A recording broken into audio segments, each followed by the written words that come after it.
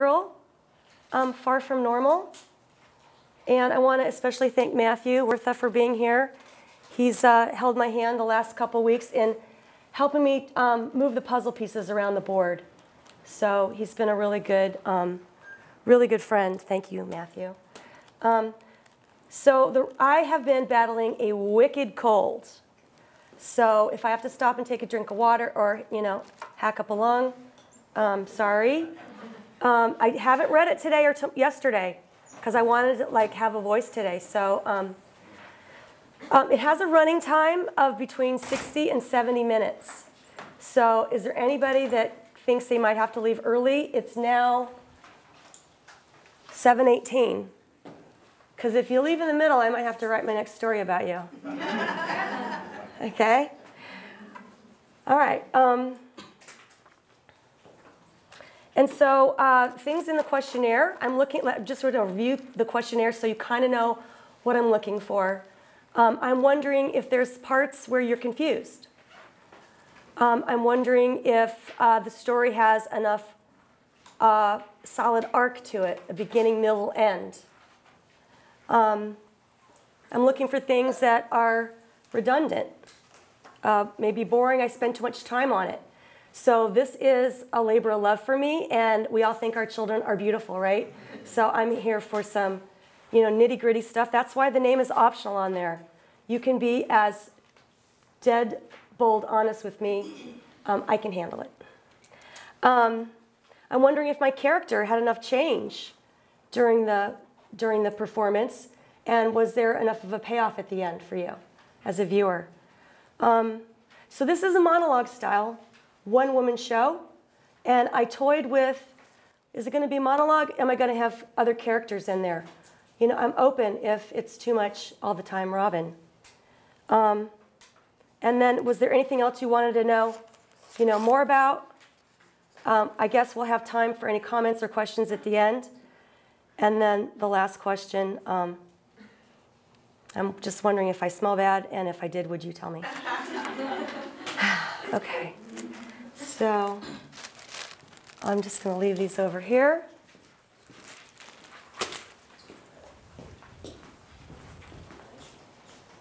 No.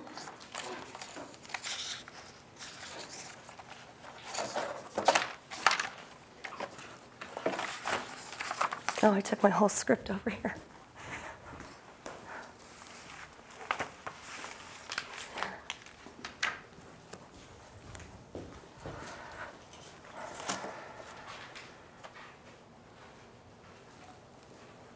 Okay, girl far from normal.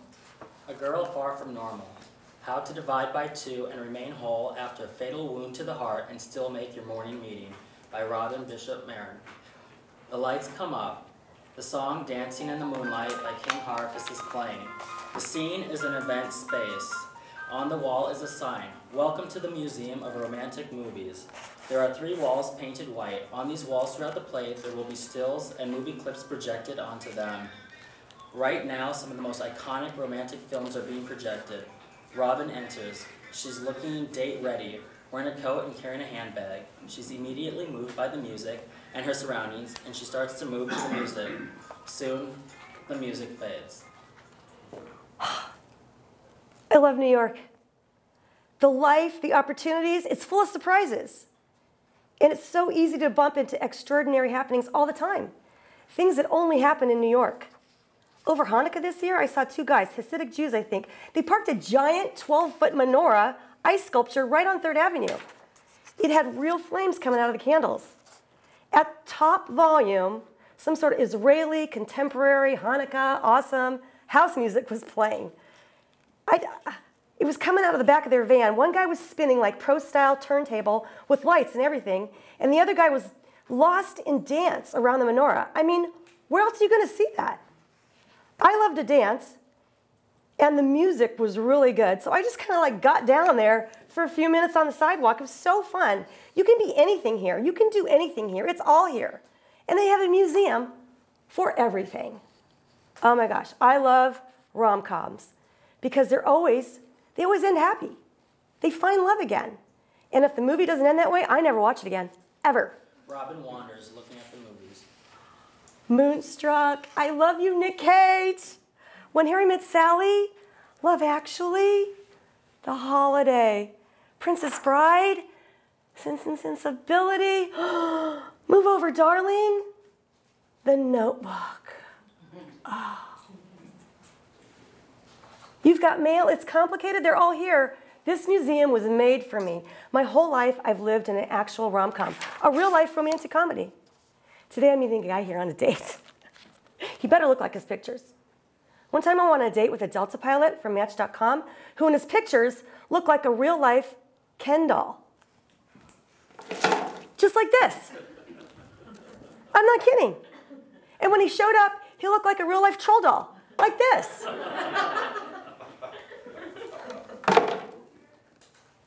Have you heard the advice, in order to get over a man, you have to get under one? I think it's true. I'm online because everybody is online. But online dating is like, dating 101. I don't know what you guys see in the girl department, but here's a little sampling of what we girls see of the talent on the guy side. Robyn takes out her phone. Photos of guys are projected onto the walls as she looks at them on her phone. As she swipes left, they disappear from the projection screen. Lots and lots of fishermen.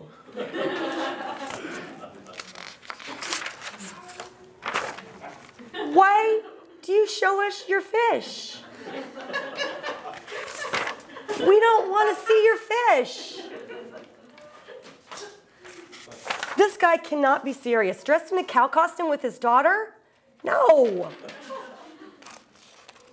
I don't even know what to say about this.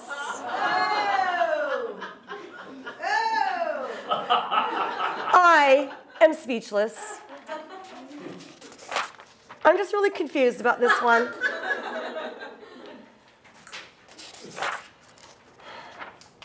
Oh.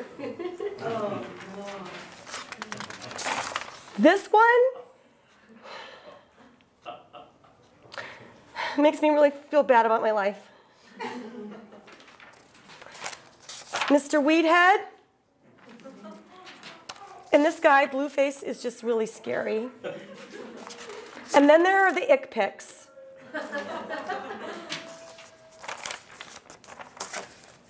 Robyn puts down her phone, and when she does, she notices. A clip from The Sound of Music is playing. The scene where Captain Von Trapp professes his love to Maria.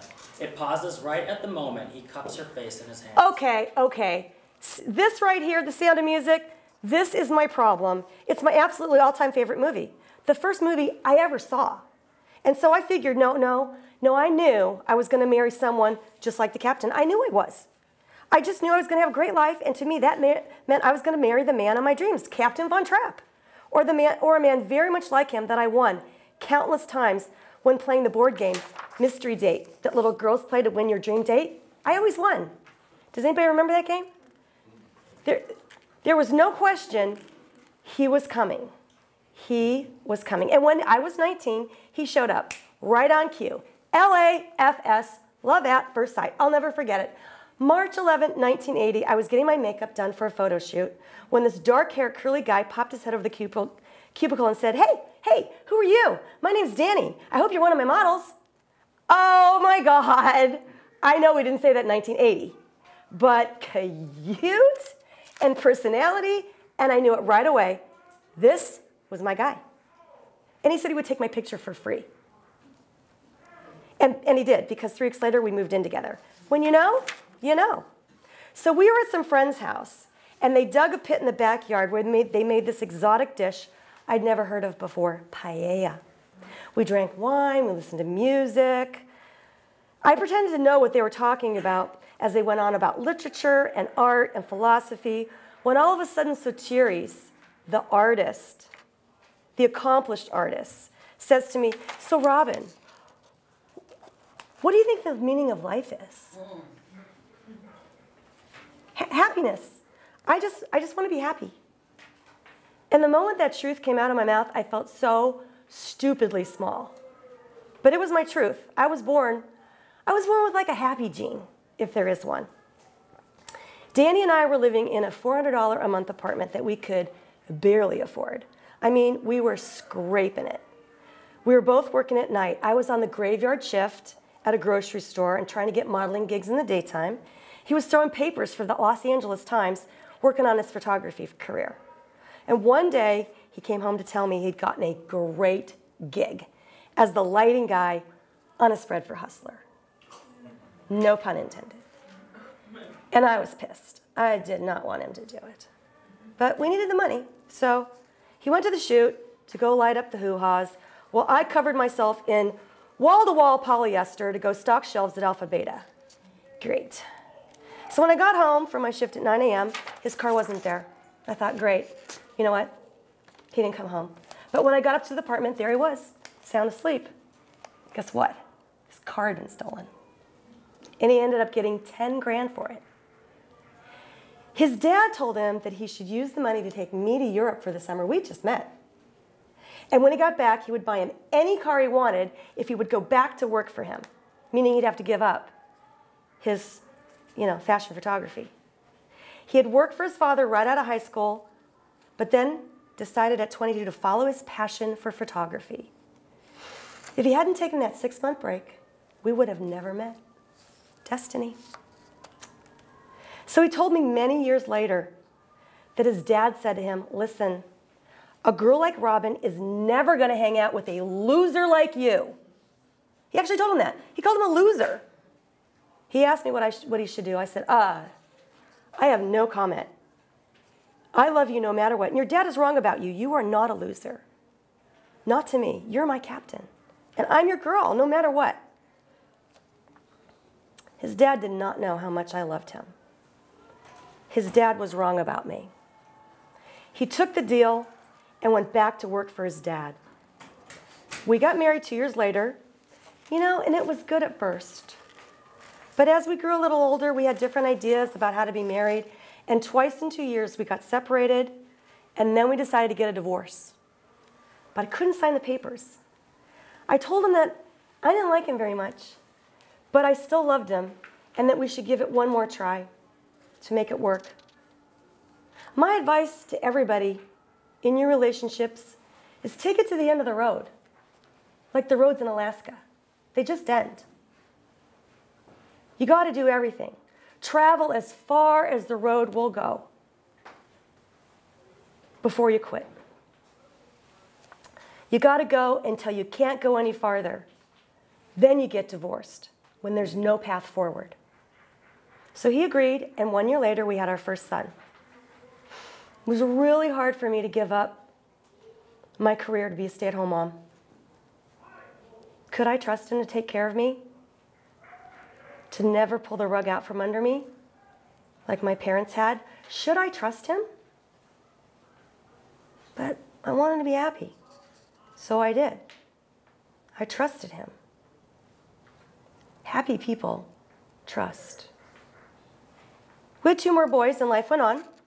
We had regular sex, and for those of you that have to know, it was an 8.5, okay? Okay? It's pretty good. Pretty good. We built a rich and interesting life. We loved each other. We were playful. We had fun. We shared hobbies. We were best friends. No one has ever made me laugh as hard. The guy is funny. Our marital fights were bouts of the silent treatment, but we always made up. We talked it over. We made it better. We were the couple that all couples think have it all. Over the years, I developed something I call the 90-10 rule of love. I loved 90% of my husband. The 10% I didn't like, it wasn't illegal or immoral, so I looked the other way. Plus, a 90% is like an A, minus. But still, I was okay with the 90. And I thought we were happy enough, and honestly, it never appeared in the realm of the possibilities of my life that we would ever break up again. But in 2014, at year 32, he told me out of the blue, it hit me from the side like a T-bone, that he didn't want to be married anymore. And yes, of course, I asked him if there was another woman. And he assured me there was not. Every time, and I asked him a lot, no, Robyn, there is nobody else. And I believed him. Because happy people believe. This marriage therapist told me, Robyn, your husband, he wants to take a marriage vacation. What the fuck is that? I don't want to go on vacation. A marriage vacation? Okay, he added, he didn't want to talk to me, see me, call me, text me, email me, touch me, smell me, anything me. He didn't want to smell me?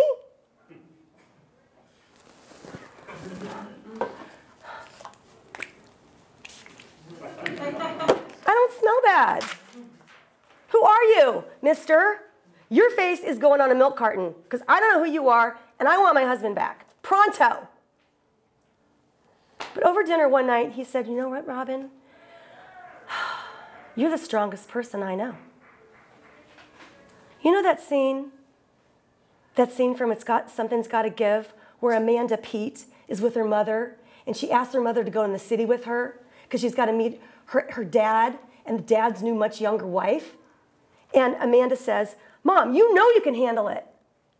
And Diane goes, yeah, well, I can handle it. She goes, see, Mom? That's the gene I didn't get. I felt crushed, destroyed, confused. You want to smell me? But I had that gene too. I could handle it. I did not want to handle it. But you know what? It was not the first time I had been left. Lights go dark. Spotlight up on Robyn as she stands in the center of the stage. You remember that summer of 2018 when designer Kate Spade and travel guide food host Anthony Bourdain were found dead by hanging? They left the people that they loved in such pain. I'm sure in their personal hell, in the confines of their minds, they could not register the pain they would inflict on those they left. You know, we're left to suffer the emptiness when a loved one leaves us. So now I've been left twice. Not from a loved one taking their own life, but because my loved ones had to go live their own life without me. My mother first, and then my husband. My dad came very close to leaving, I don't know how many times, but over my childhood years, I remember countless times he said he was just going to kill himself, he was going to end it all, put a gun in his mouth. And I know you're sorry, Dad. I forgive you. When I read about the suicides of Miss Spade and Mr. Bourdain, I remember the time I was 15, and I walked into my dad's bedroom to get a hairbrush and found him sitting, lifeless, naked on the edge of his waterbed with a handgun in his lap. I had just passed my little brother's bedroom, where at the exact moment I opened the door, I saw my dad, they saw him too. I shut Dad's door just a little bit, and I turned back and I said, I'll be right back. I lowered my butt onto the frame of the waterbed, but as I did, he slipped into the bed, and the gun was laying right on his penis. A few weeks earlier, our mother had left him and us. It was a Saturday afternoon in San Diego when my mother had gone off, or at least she said she had gone off to the grocery store when the phone rang. The phone rings. Robyn? Robyn, when your dad gets home today, tell him I'm not coming home. What, Mom? Where are you? I thought you went shopping. Baby Jane, tell him I'm not coming home. I'm not coming home for a few weeks. Are you listening? What? A few weeks? Where are you? Baby Jane, tell me that you'll tell him. Okay, I'll tell him. I buried that memory for 42 years. I don't remember. What an awful thing to ask a daughter to do. I've blocked that actual memory from my mind. I can't remember. I have a very protective memory that way. I think it's called euphoric recall. I tend to block out the painful stuff. It serves me in moving forward and creates a path of least suffering. I do recall my dad got totally hammered that night. My eyes avoided the gun as I sat down on the bed, the frame of the bed. Only recently did I realize that was the exact moment I turned into an adult. I felt like what I did right then was going to have to matter. I needed to handle it just right. I wasn't really in position to talk to him face to face, so I slowly slipped my butt into the bed and we just kind of sloshed around a bit. I can't get that memory out of my head. Dad? Dad? Daddy? We're a family no matter what. We will stay together. No matter what, even if we have to live in the street, we will always have each other. Everything will be okay. Daddy, I love you. Will you please, just please give me the gun? Dad. Dad, can I have the gun, please? Can you hear me, Dad?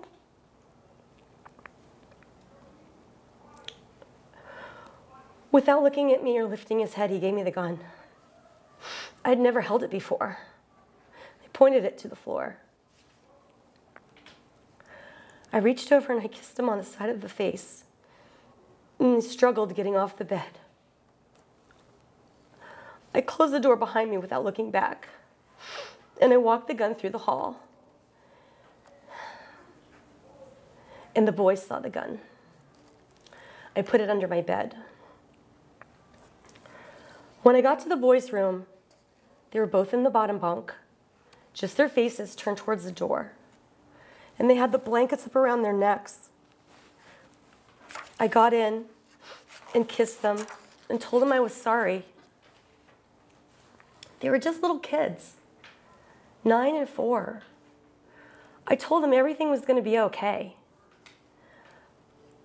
I knew that wasn't exactly the truth, but I didn't know what else to say. So I sang them my favorite song.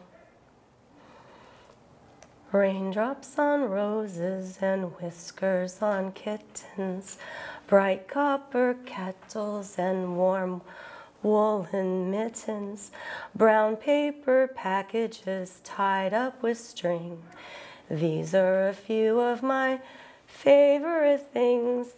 When the dog bites, when the bee stings, when I'm feeling sad, I simply remember my favorite things, and then I don't feel so bad. As Robyn sings, the spotlight on her starts to fade until the last line where it goes out completely. Lights come up on the event space once again. Robyn is standing, fixing her hair, applying makeup, etc. You know, my dad never recovered. Lost his job, went bankrupt, ended up dying from alcoholism. My mother, she never forgave herself. I don't think because she didn't end up happy. She was always searching. She died alone. My little brothers got farmed out to family friends. My sister, who was 17, went to go follow the Grateful Dead on the back of her boyfriend's motorcycle. God, I wish I was her. But I had 2 more years of high school. So I rented a room from a woman who lived across the street from my high school. And you know what? I ended up having a really happy high school life, a normal life. I was normal. I had my own apartment. I saw the good in everything. I made do. I just wanted to be like the other kids. I learned to be independent, but I had lost a lot of love. It's kind of like losing a lot of blood. You can only lose so much before you die. So that's why I was so thrilled, overjoyed when Danny came along. He stopped the bleeding, and he filled up my love cup. The song Happiness Runs by Donovan plays. And as the song plays, lights out. Lights up, the scene is Robyn's bedroom. The song Shake It Off by Taylor Swift is playing in the background. Robyn is typing on her computer, in robe and slippers, bedhead, etc. Desk is cluttered and there is a half a glass of wine beside her. What she types appears projected on the walls behind her. How to divide by 2 and remain whole. Subtitled, How to Survive a Fatal Stab Wound in the Heart and Still Make It to Your Morning Meeting She continues to type as she speaks. You know, there are rules to follow. Things to do and not do. It's a survival guide. I think it's a good title for my book. It's a self-help book.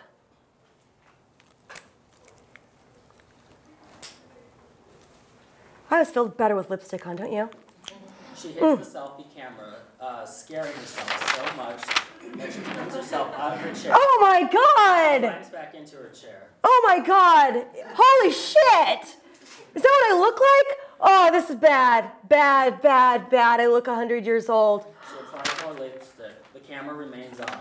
Hunched over, eyes squinting, she wipes her eyes with her robe, sits up tall, trying to find a good angle. She attempts to fix her hair, puts on more lipstick.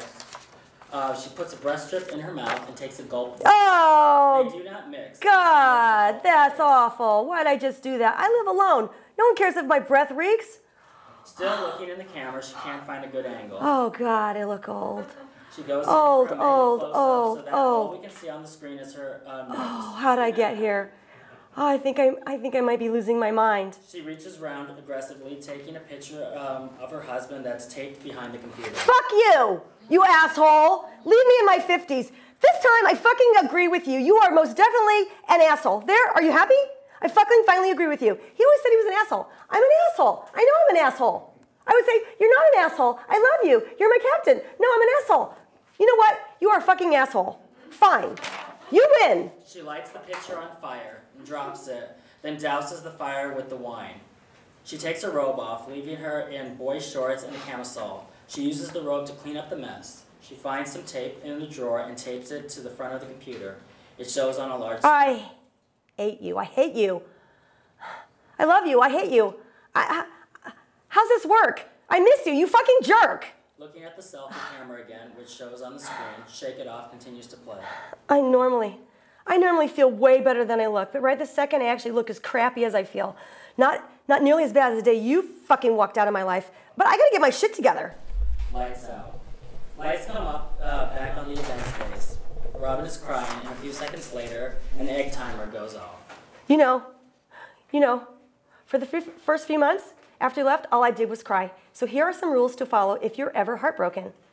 You can get your pens out if you need to. Okay, you can only cry for 20 minutes at a time. Now there are 1,440 minutes in a day. That means you have 72 20-minute periods for crying. But you can't cry all the time. You have to carry on. You know what? My friend Anna's mom called her from Russia one day to tell me, you tell Robyn this cannot destroy her. She has to move on. She cannot let this ruin her or she'll get sick. She could even die. I looked that up. You could actually die from a broken heart. Broken heart symptoms, such as chest tightness, shortness of breath, can seem like a heart attack. The problem happens when psychological distress triggers sudden weakness of the heart muscle. It can be caused by sudden shock and acute anxiety. Doctors call it stress-induced I can't say that word, and toxomyopathy. I couldn't let this kill me. Plus, right around the time he left, my brother-in-law, Mikey, was diagnosed with stage 4 pancreatic cancer. That shit will give you perspective. Danny walked out the door with my happiness still attached to him, but somehow I was going to get it back. And just for the record, I am not here to bash my former husband. I would write a letter of reference for him. He's the best man I ever divorced. I like that word former, don't you? Instead of ex. Ex reminds me of words like execute, exterminate, excommunicate, exit, explosive, exasperate, exhausted, excruciating, exorcism, extracurricular, and extramarital. One of my friends suggested I use the word alumni, which is kind of cute. Implies some sort of allegiance and definite fondness of times gone by. Another friend uses the word wasband, as in her used-to-be husband. Isn't that stinking cute? But I like former. I actually still like him. I think he's a good guy. Here's exactly what I think happened, okay? I'm going to bare my soul to you. I think we lacked intense intimacy that some couples have. We agreed throughout our marriage that we weren't a perfect sexual chemical match. You know those couples who have to have each other? They have to have each other. Please tell me someone in the audience knows what that feels like. Raise a hand. We were an 8.5, like I said. But when he left, he said, we've had a good long run, Robyn. You're a fantastic partner. You're a wonderful mother. And some things just end. He said, I'm clocking out of marriage. He did that. Like he had a time card or something. Like I wanted to go to like a marriage retreat. Take this lovemaking to a more spiritual level. He's like, no, I don't want to do that. Now, I remember something his dad told him that he told me decades ago. Now, I don't want to bash his dad either. His dad was a very nice father to me. He took me in. But he had his flaws. He was a self-admitted philanderer. He told his wife, my mother-in-law, on their wedding day, he was never going to be faithful. You cool with that, Maria? Yeah, I'm cool with that. They got married. So if your ears are sensitive, you may want to cover them right now. Because he told his son told me, one pull from a cunt hair is stronger than a team of horses. Ouch. I remember when I heard that, that like hurt my ears. When he moved out, the former told my 3 adult sons, listen, your mother's done nothing wrong. If you pick a side, I insist you pick hers. Nice, right? Not an asshole. They stayed solidly in the middle, and they were in shock and wondered, what the fuck happened to Dad? So I want to share with the world of the recently brokenhearted what to do to remain sane, because you can see I'm sane, right? Okay, how to remodel your life, how not to die from a broken heart, and how, at the top of the list, how not to humiliate yourself. Okay, that's a big one. On June 14th, Father's Day of all days, the asshole, Father's Day, _ moved out. 5 days later was our wedding anniversary. So after a night of crying, I called him in the morning and I said, for our anniversary present, do you think that you might be able to give me your monogamy? He said he couldn't. So, when drinking, there needs to be a breathalyzer on all of your devices. If you're over the limit, all ability to text, email, post, tweet, Skype, WhatsApp, Messenger, Snapchat, video, no video, Insta, anything shuts down. And don't go old school. Do not use your phone for any purposes. Your phone should disintegrate.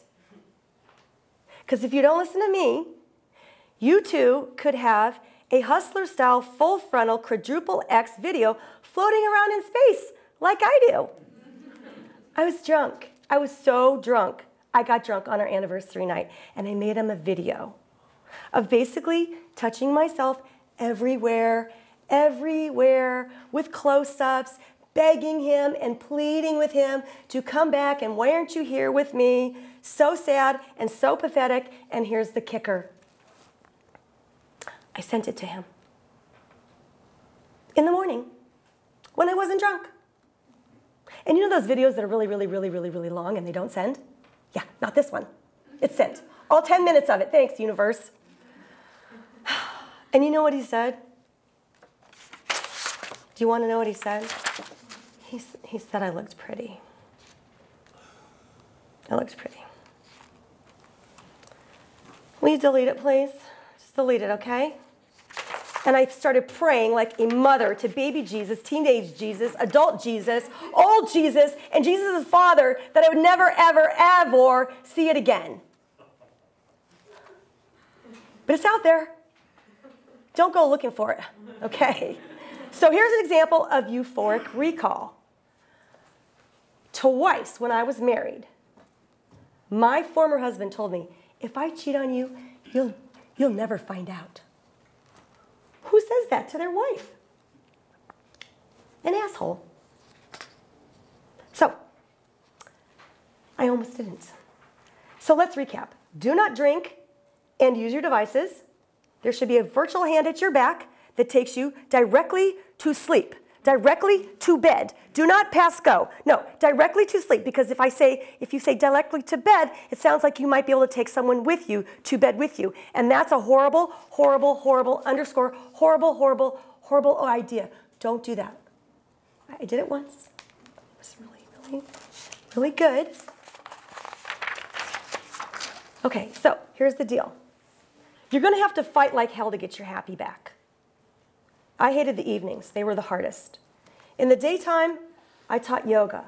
So that was a really great way to get out of my head. Service to others is good.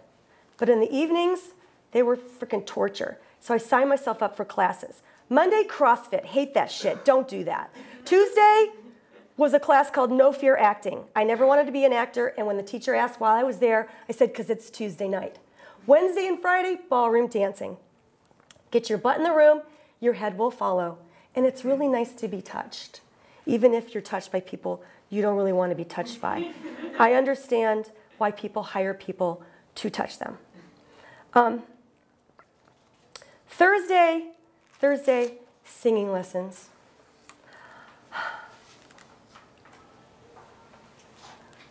One morning reading the paper, I just turned my face and I kissed my own arm. So I kissed it again. I was like, I'm kind of nice. And I don't smell. Thursday, I took singing lessons. I've always been famous in my family for having the worst voice ever. One time when my kids were small, I was singing, "Twinkle, twinkle, do I need to go on?" And a little hand came over my mouth and said, "No, Mommy, no sing." That's how bad it is. But I've always wondered if you can be taught to sing like you can be taught to play golf, right? Turns out, no. No. The singing teacher, she said, "Robyn, you have really good stage presence." But don't you just love to sing? Doesn't it make you feel better? Song American Woman by Guess Who Plays.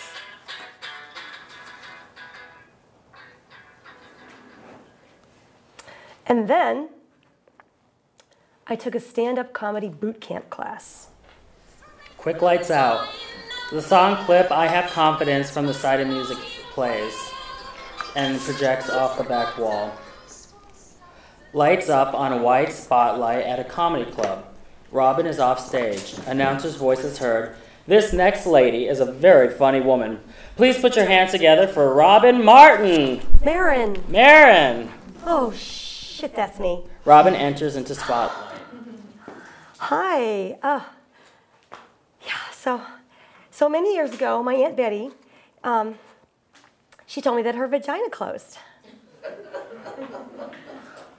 I know, that's what I thought. How does that happen?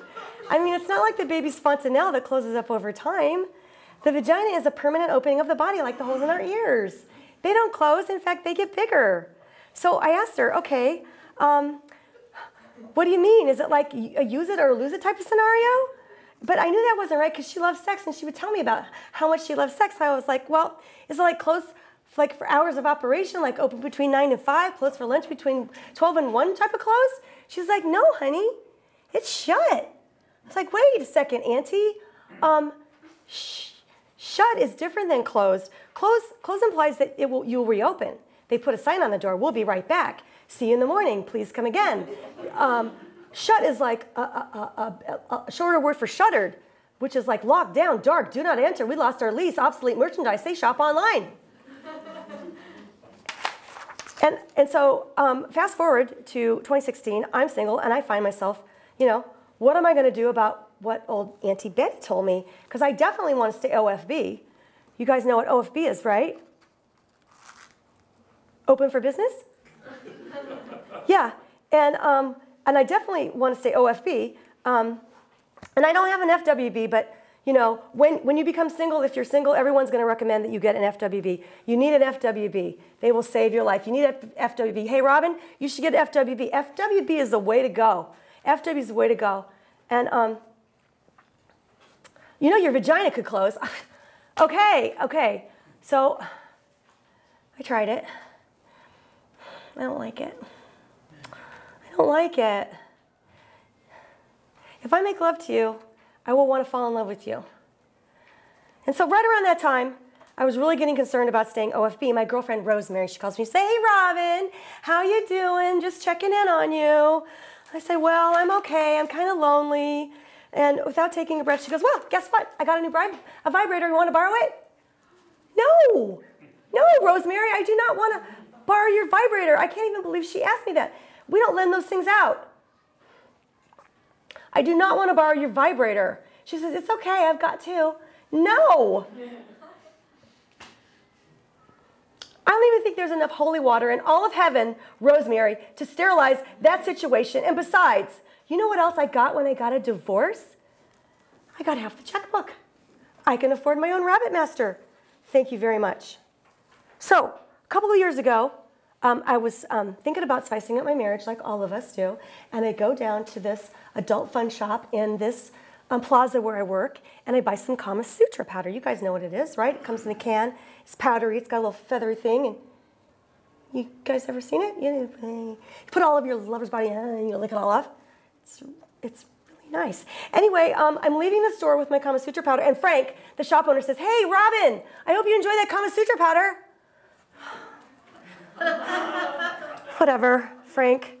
So a few weeks later, Frank stands in the threshold of my yoga studio.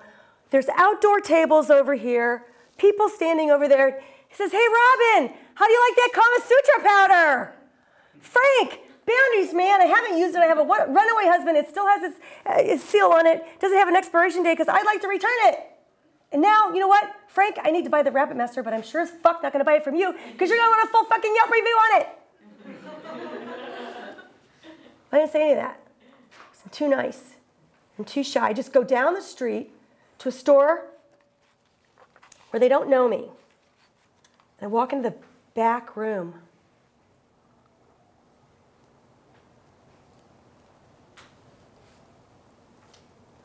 Where they have all kinds of things.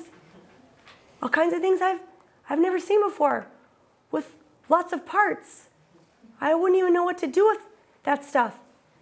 And all of a sudden there's Porno Barbie standing next to me. She's like, hey, can I help you? I'm like, no, I am not here. Just go. She goes, well, if you need any help, I'll be right over there. I go, why don't you just go right back over there?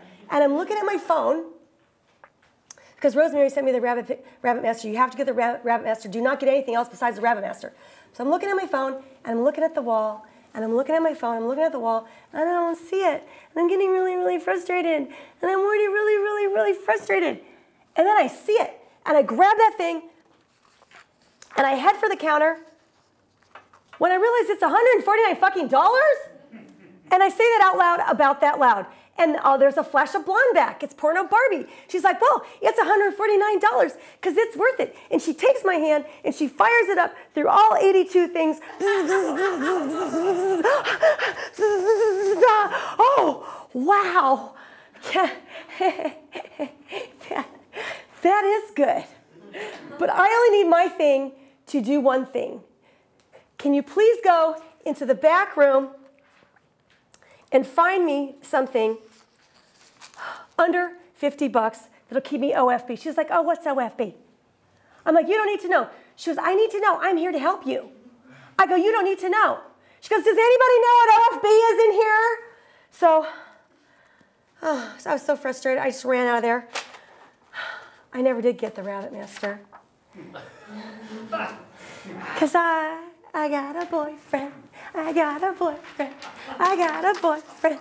I got a boyfriend. And then I called my Aunt Betty. And I said, Aunt Betty, is it okay if I use your real name in a live audience in New York City? She's like, oh, yeah, use my name. I want to be famous. She says, oh, tell them I don't have that problem anymore. I go, oh, now Aunt Betty's 78. I go, what, did you get a boyfriend? Did you get like a hormone patch? She said, no, FWB. Lights out. Lights up on the event center. Robyn is still standing and waiting with her back towards the audience. A clip from the movie Wild is playing on all the screens in the room. She turns to the audience eventually. This isn't a romantic comedy, but it's one of my favorite movies. Have you seen it? It's a true story. Reese Witherspoon plays the lead role,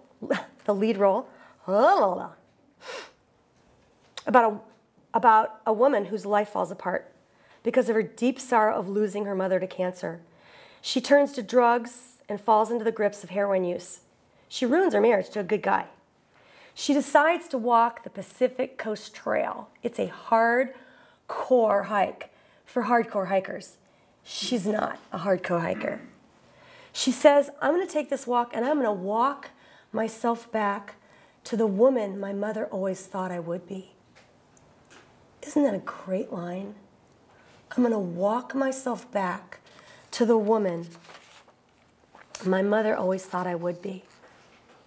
And she said, my mother used to tell me that the sun rises and sets every day. And all you have to do, darling, is put yourself in the path of its beauty. What are you waiting for?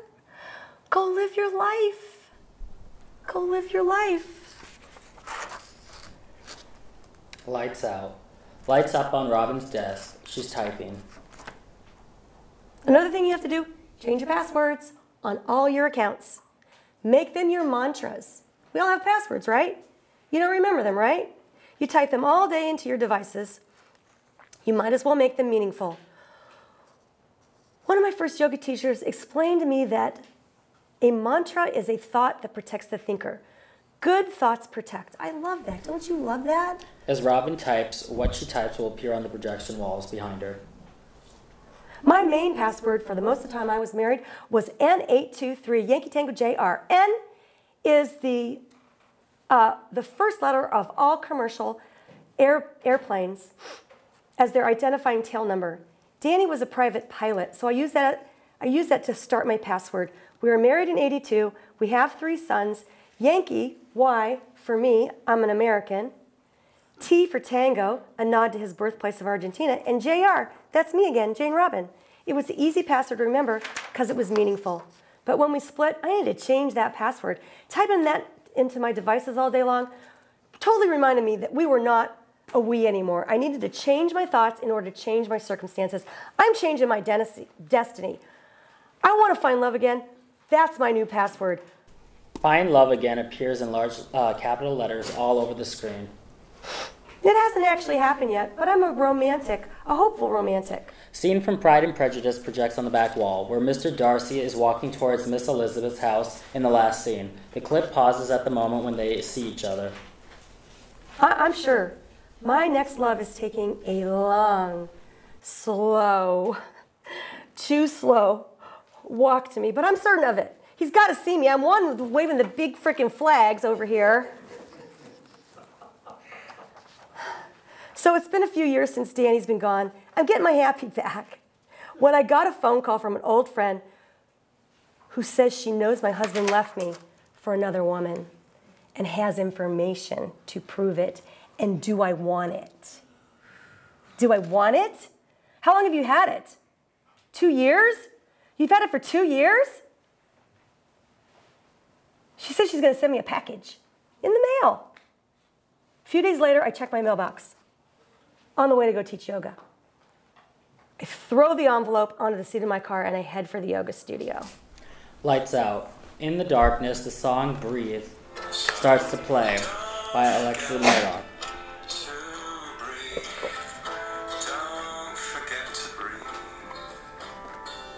And as it plays, the lights fade.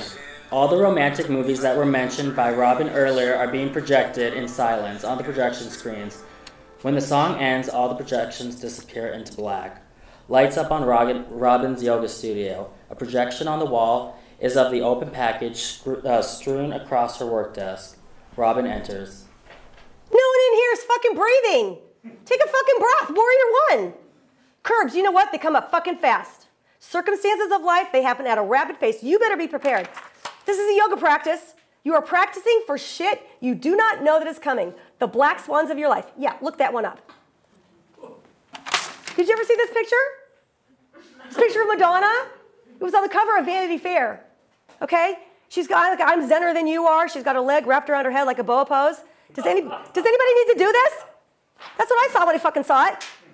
I couldn't do that pose. I could not do that pose. You know, I didn't know how any of this shit worked. Take a breath. Yeah, I talk and you guys listen. I thought it was about her ego. I'm Madonna. Of course, I'm on the cover of Vanity Fair. It's not about her ego. It's not. It's because practicing yoga poses like the tricky ones, like this one. The really fucking hard ones will prepare you.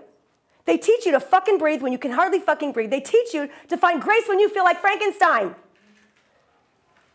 When life has got you by the neck strangling, you've got to take a breath. You know that vagus nerve that's up here, that starts up here and runs down to your heart and your lungs and all your internal organs? That's going to fucking save you because your breathing will save you. Take a fucking breath. Slowing down your breath is how you can remain calm when the fit hits the shan. Do you know that one student told me that chaturanga saved her face? She was going to the grocery store. She had really heavy bags, and her plastic bags got caught on her pant legs, and she tripped, and she caught herself in chaturanga. So she just went ahead and went into up dog. And then she went into down dog in the middle of the fucking CVS parking lot. And then she picked up her bags, and she went on her way. Safe.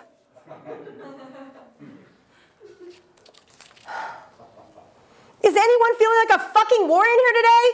Take a fucking breath or find a fucking exit. They name these shapes for a reason. They're called warrior because you're lunging. It's offensive. It's defensive. Your arms are in the air. They called this pose warrior for a reason. It's not the fucking surrender pose. That's the one when you get in the corner and suck your thumb and don't leave your house all day. So fucking arms in the air. Do I have to remind you that you paid me for this? Come on, do it with some feeling. The motion of your arms in the air. Does it make you feel anything? Can you feel anything? You have to feel it to heal it. That's how this shit works.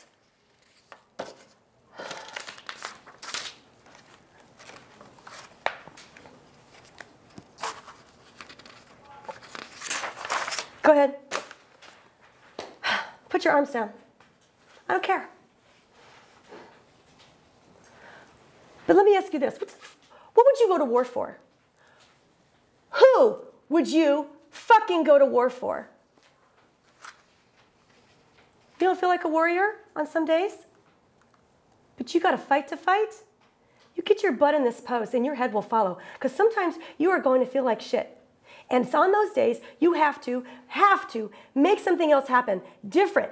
You can choose to change your path, but you have to breathe. Can you guys just take an exhale? Please. Put your arms back up. Arms up. This is supposed to be respected. You see a person in this shape, it evokes strength and positivity. Just looking at you makes me feel better. It elicits an emotion of victory, joy, exultation, celebration. You go to your winning team, people are winning, your arms are in the air. It's just not the same when your arms are down by your sides. Are your arms getting tired? Are your arms getting tired? You're not fucking standing on your arms, are you? Go ahead and put them down. I don't care.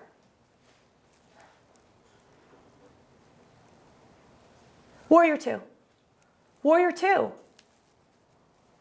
No, you can't have any water. Warrior 2.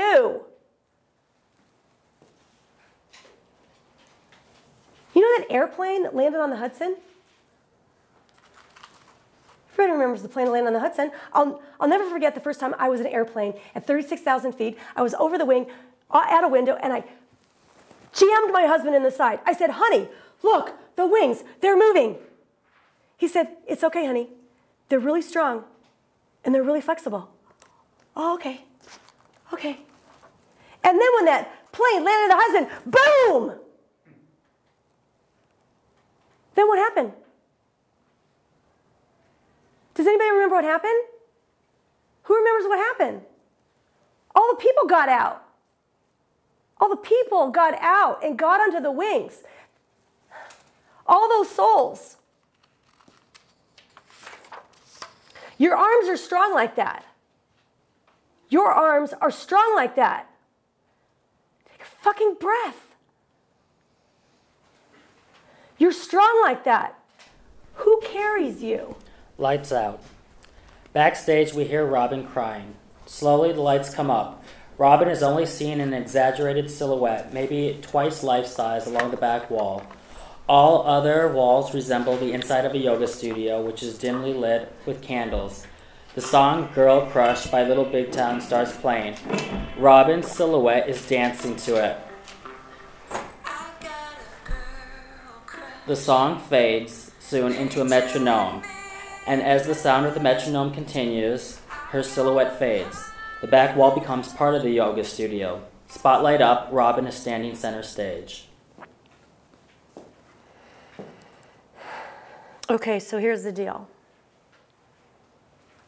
I'm glad I didn't know. I'm not glad he lied to me. But I think it was better that I didn't know then. He ended up getting pulled away by the team of horses, just like his dad. But he had to have her. He had to have her. And he gave up almost everything. Almost everything. Everything but himself. He finally found that chemistry. You know, that thing we didn't have. And you know, I'm happy for him. Because I don't hate him. And I don't wish him ill will. I have told him since how happy I am for him. He was my best friend for 35 years. Of course I want him to be happy. I'm envious. I want that too. I want to love that hard. I want to get pulled away by the team of horses. And I've spent 4 years healing myself, and I'm ready. I'm finally ready to take that vacation. Song All Right Now by Free starts to play. The skyline of Los Angeles appears on the back wall. Robyn dances as the song fades. First, I'm going home to Los Angeles to see my bestie. And then, I'm fucking moving to New York City.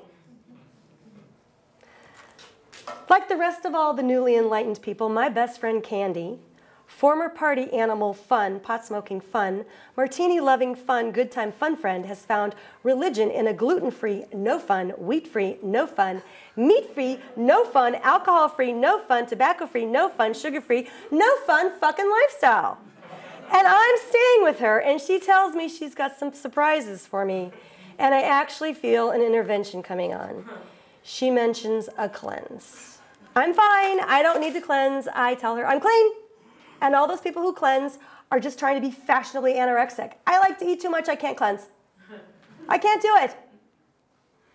But I had been having quite a bit of fun these last 4 years. And so I agreed to the detox. You know the one. The maple syrup, the lemon juice, the cayenne, the water. It's pretty much awful. And yeah, I lost 7 pounds. And I basically look like a starving person because guess what? I was actually starving. I dream about that movie where the soccer team crashes in the Andes and they resort to eating each other. I get it. I kind of do. And she says, oh, you look great. Your skin just looks like cream. And aren't you all full of euphoria and energy? And I tell her, no, I am not full of anything. I am not full of euphoria. I am just tired and my tummy is sucking in and I'm hungry and I need to eat really soon. I am not full of euphoria or anything. Not full. She says the one I eat again, it'll be like the first time ever. It'll taste like magic. So delicious, so perfect, so unbelievably good. And to celebrate, she's treating me to a day at the Korean Day Spa. And when we get there, we're signed up for something called the Royal Treatment, the ultimate in body care. I read that you're going to be in a wet room with, get this, yogurt, they're going to rub you down. Yogurt, honey, milk, and cucumbers. I'm fucking doing a backflip right now because we haven't eaten anything yet. I'm thinking, is this like a sick joke? Does she know about the food component? I don't say anything. And then we go to the spa, and I don't really like getting naked in front of a lot of people. And then people massage you, it's strangers all over your hand, all over your body. But at this point, I've been left untouched far too long. And I was starving for touch. I was starving for food. I was looking forward to it. Waterfall noises fill the room. Projected on the walls are a grotto pool, surrounded by lush tropical plants. Robyn is lit in a soft spa-like lighting. People go naked, but Candy and I have already discussed that we would wear our bikini bottoms. She's uncomfortable about her C-section overhang, and I'm shy about my half-hair puss. In the late 90s, early 2000s, all the rage in women's pubic hair fashion was no hair. I fucking lasered it off. Brazilian forever.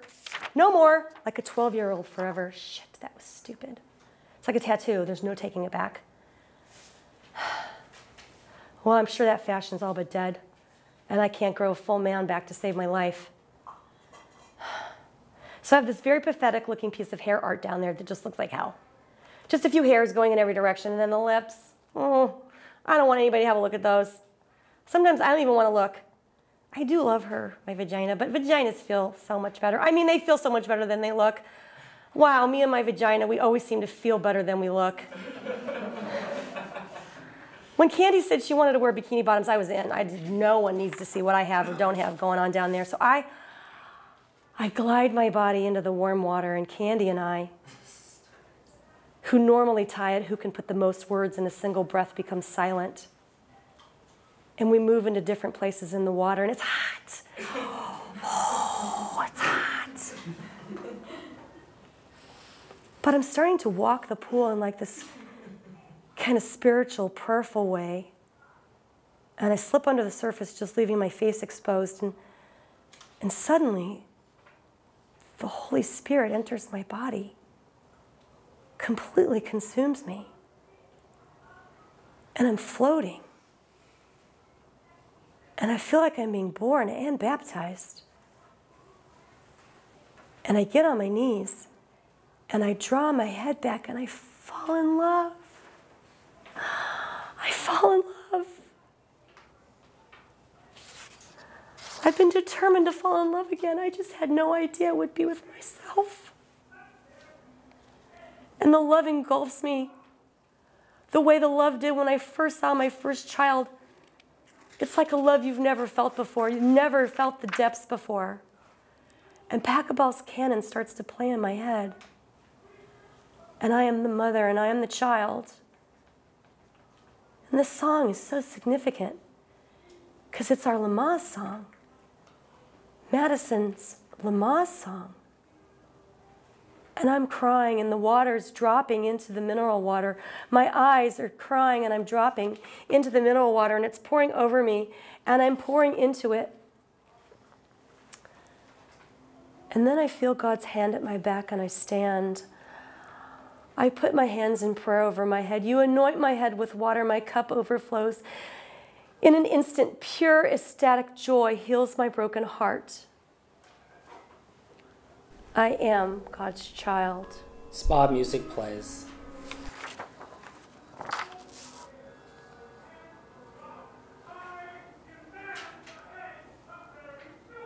All of a sudden, coming out of the speakers, not my head, Pachelbel's canon is playing.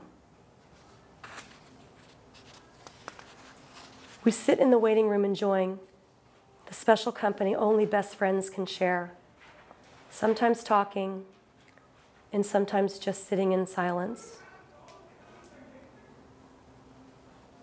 I miss sitting in silence with someone. We have about an hour before the royal treatment, and we get comfortable on our lounges. And I fall quick into a dream.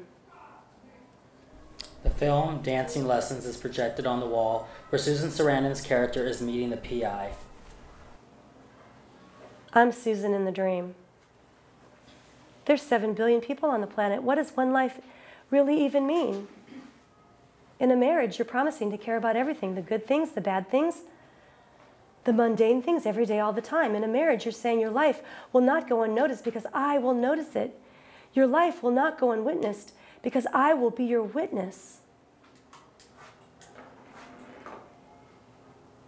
I miss having a witness. When I feel someone poking me in the shoulder and I look up with one eye open And there's a Korean woman standing over me about as tall as she is wide. And she gestures for me to follow her. I stumble off the lounge chair, heavy in my dream, and she directs me into a wet room. She doesn't ask for my robe, she just takes it. Lie down, face up. I got a skinny one here. These American girls, they don't eat. You need food.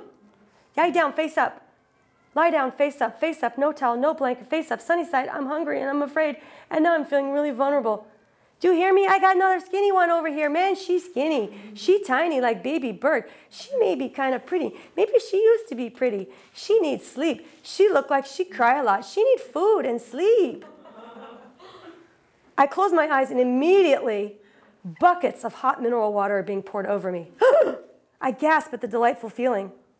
She does it a few more times until I'm submerged. The water's dripping off the table. She turns me over. Same thing, tubs of mineral water being poured over me. She turns me over again, face up. She takes a hot towel over my face, just leaving my nose exposed, and she gently taps the towels into my face, rubbing and scrubbing all parts of my body between my toes and my ears, and no body part is left except, the obvious.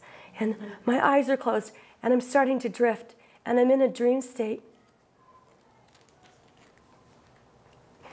Is this supposed to feel this good? I don't think this is supposed to feel this good. And I realize just how starved I've been of the human touch. And then more hot towels and more water. She's drowning me in water, and I realize I've forgotten about being hungry until I smell the yogurt.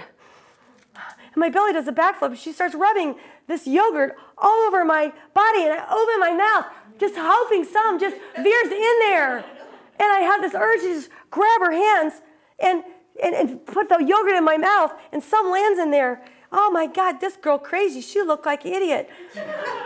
This girl crazy. She eating the yogurt over here. I turn my head and I see it's coming out of a big can of Dannon. I've eaten plenty of old yogurt before. I'm sure it's fine. It tastes like magic. So delicious, so perfect, so unbelievably good.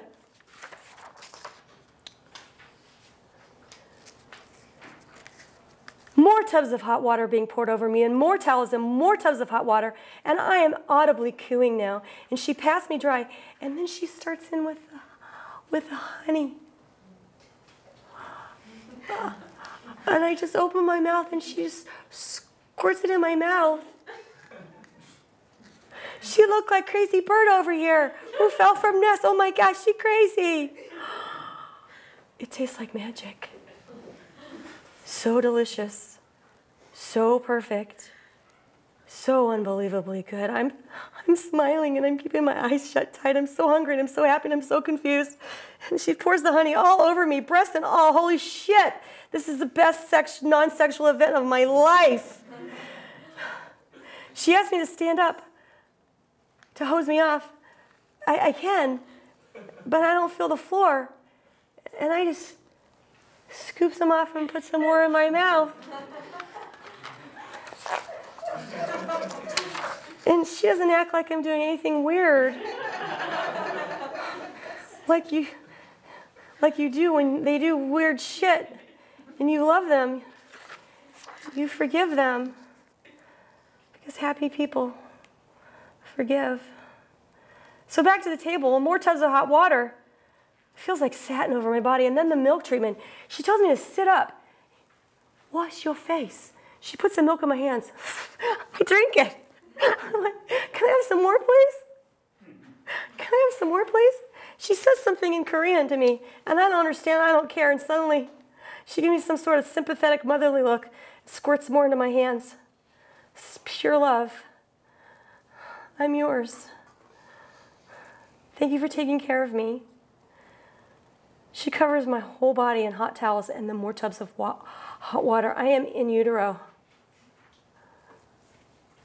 She wraps up my body. And then she washes my hair. She washes my hair. Not like they do at the salon. Like a newborn baby.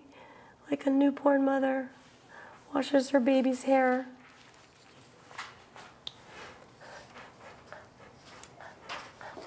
And then I smell the cucumbers. And she's putting the cucumbers all over my face. And I get one, and I reach up and I shove them all into my mouth.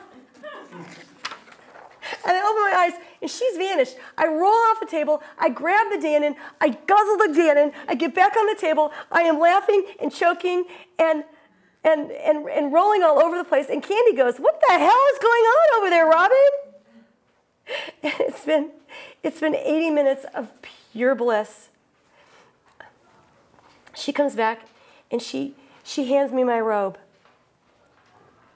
And with my hands at my heart, I bow to her. And I put a kiss on her forehead. I feel like magic. So delicious. So perfect. So unbelievably good. The song Grandmother's Spirit by East Forest plays.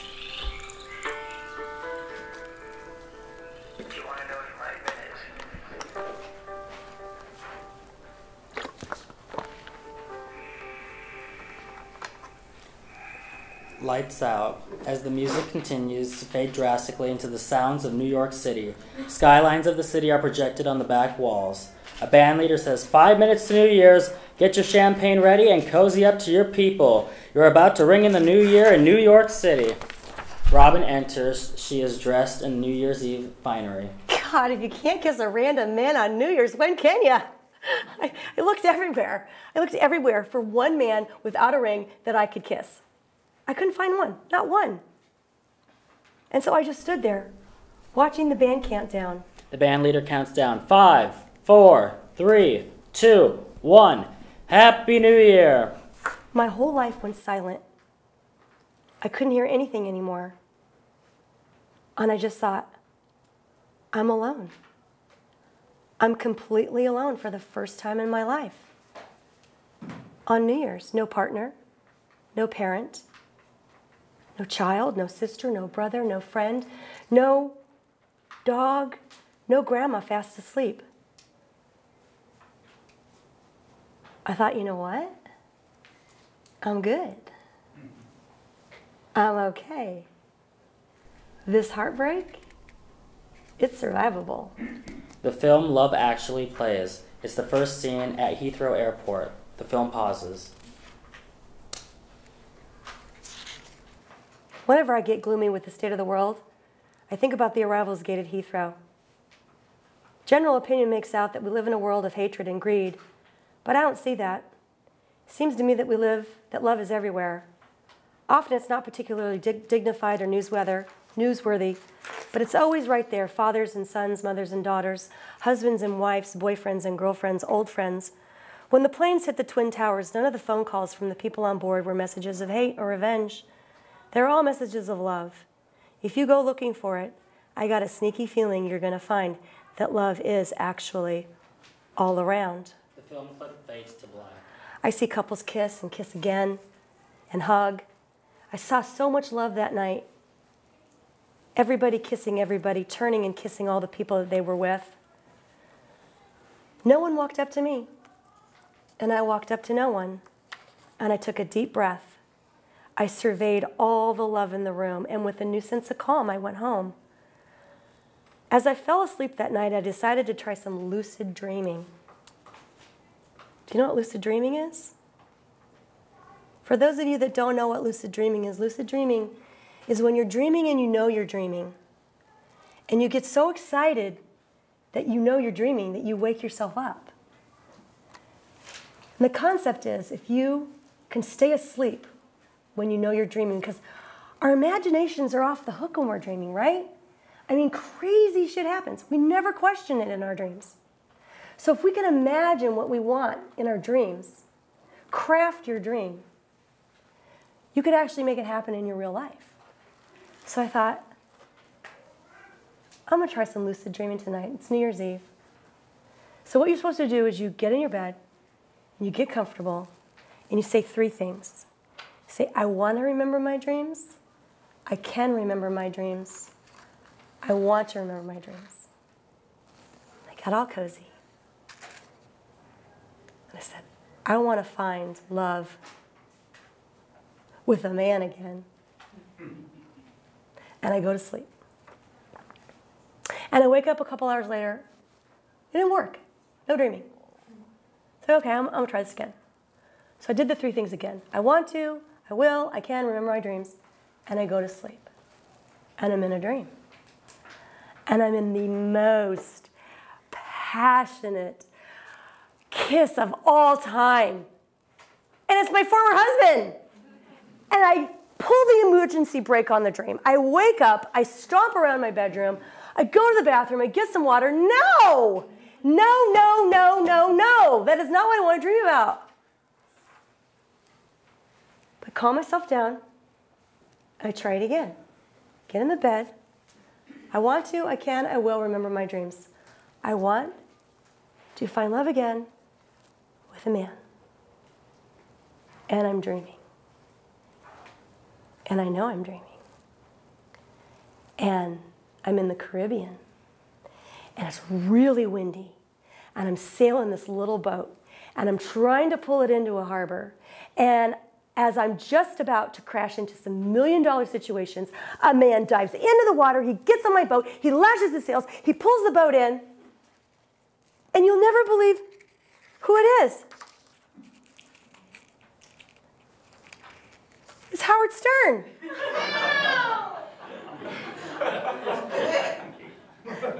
What the fuck?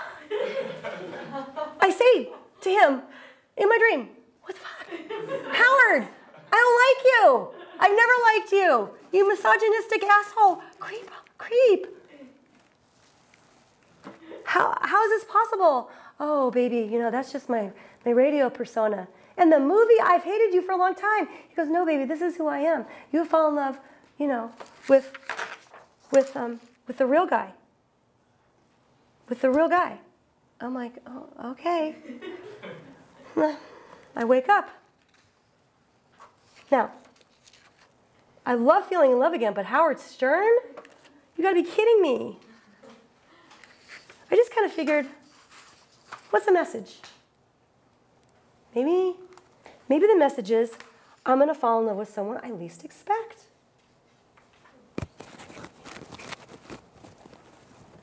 My son called me, and he said, oh, Ma, now that you're living in New York City, I hear that Howard and Paul McCartney walk in the park. You should be looking for them. I'm like, you betcha. I'm on the lookout for Howard. Lights out. Lights up on the event space. All the movies start projecting onto the walls in silence.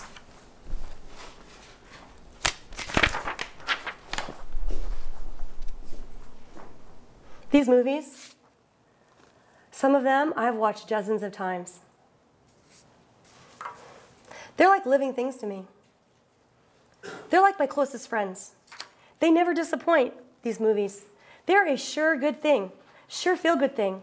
And you know what? I don't care if this is not how real life happens. They make me happy. Oh my God, I gotta go. I think I see my date.